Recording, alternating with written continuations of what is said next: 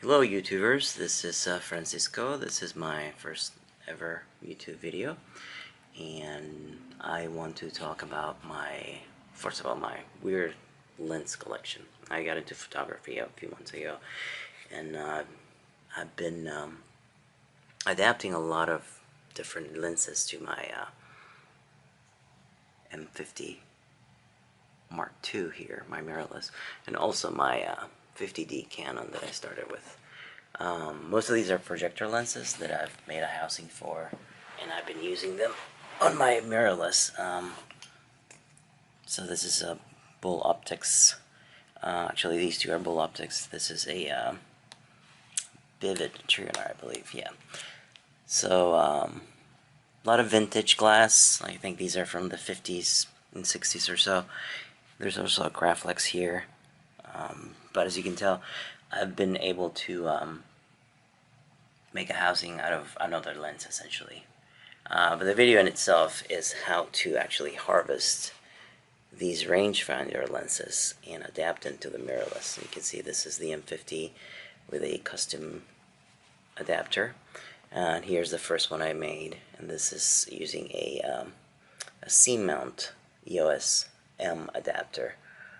You have to pry these off of the camera and then disable the shutter because these guys have the shutter built in. They're really heavy because of that. There's a lot of moving parts, so it is like a Swiss watch in there. And essentially, that's what I will be talking about, is how to get from the rangefinder vintage camera to the M50. Alright, let's jump right in. This is an Electro 35, a Yashica made in the 1960s. The first thing you're going to do is peel off that black cover to reveal the mounting screws. There's a faceplate that mounts the lens to the camera. Now, I always feel bad when I do this, but this camera is obviously not working. I bought it for $25, and I use a camera store here in town.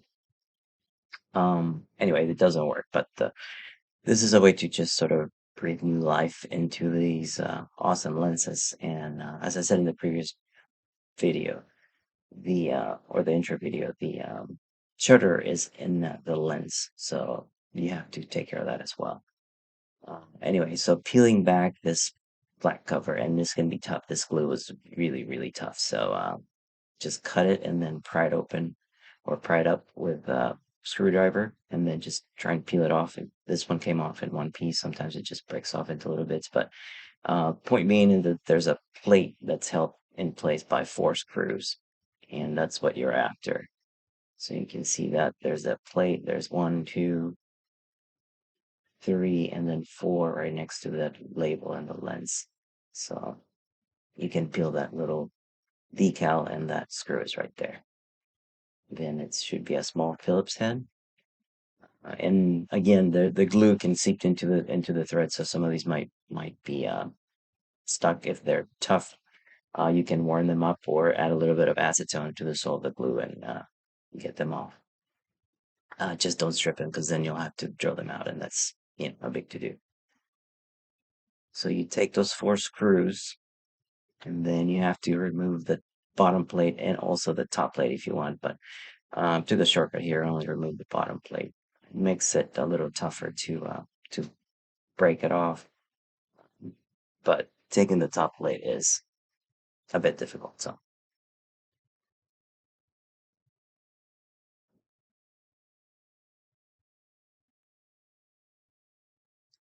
and like I said, don't strip the screws, because that'll make it very difficult. So it's just that, set that plate aside, and now that you have the plate removed, you can try and pry it out.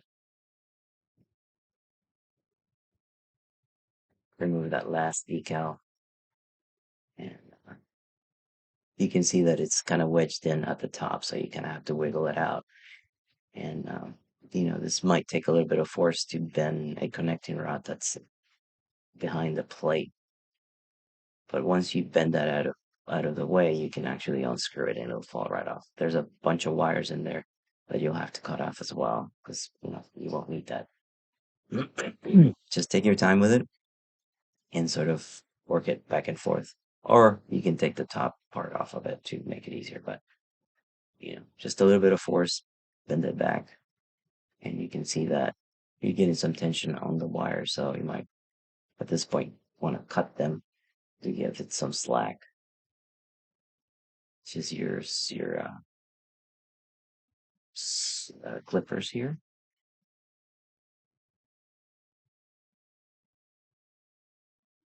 And yeah, there's about 8 wires in there. So once that's done, keep trying to open it up as much as you can.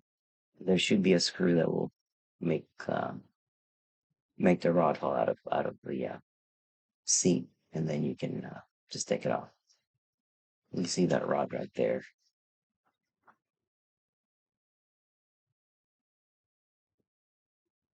Now from the back, there should be 3 screws holding the lens in place, and that's their location. So, but to get to that third one that's behind all the wires, you'll have to remove all that mess right there. Here, I'm removing that connecting rod, and at this point, it should fall right off. The plate should fall right off.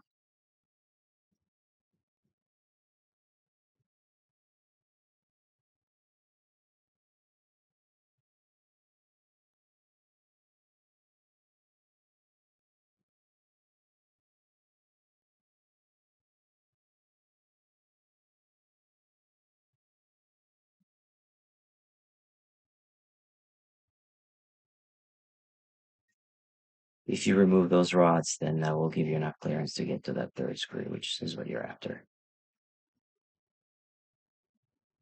And again, don't strip the screws because that'll make things quite difficult.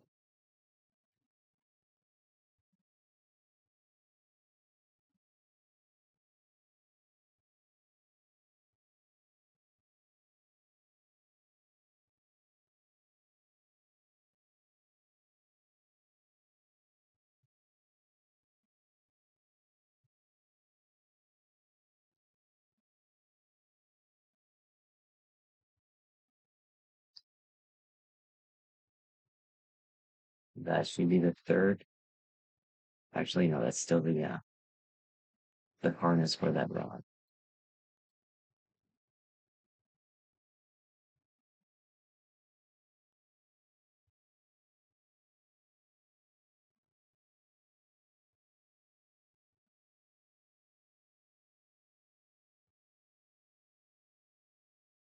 You don't have to be very careful. I mean, the camera is obviously dead. It's just, spare parts from this point on. So feel free to bend things and cut things out of the way as needed.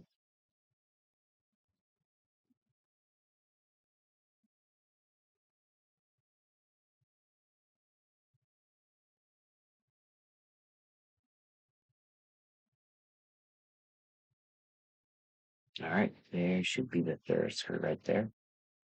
That one was a bit tough. So again, the glue can get in the threads, making it a bit tough to break. So push down hard and twist.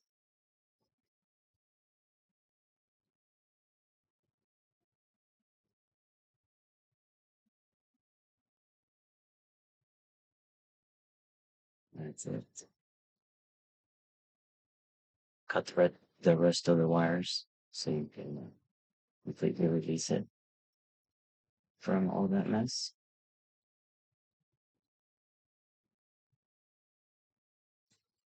And that is step one. Now you have the lens. Then you have to take the lens apart and disable the shutter, or essentially lock it in the open position so you have aperture control. And that'll be the next video. Thanks for watching.